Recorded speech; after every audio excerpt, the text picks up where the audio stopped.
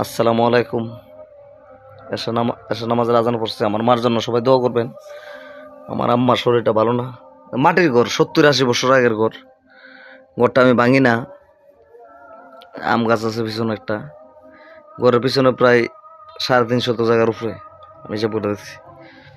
তো ঘরটা মানে আম গাছটা না কাটলে ঘরটা ফিচ্ছা তুললে খুব সুন্দর হইব। বাড়া চলে তো, বড় করে এল সিস্টেম করে বিল্ডিং করে বাড়া দিলে বাড়া চলবে। তো আমার মার জন্য সবাই দোয়া করবেন।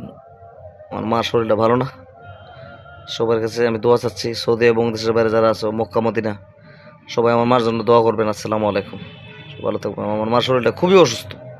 আল্লাহ যেন ওনার ন্যায় খায় দান করুক। আমার মা আসলে মারা গেলে আমাদের অবস্থা খুবই খারাপ হবে, কারণ একটা গার্জিয়ান, বাবা নাই, বাবা যার বাবা নাই সে বুঝতে পারে বাবাকে বাবাকে জিনিস। এখন হচ্ছে লাস্ট হচ্ছে মা। এই খাটটার মধ্যে আমার বাবা মারা গেছে।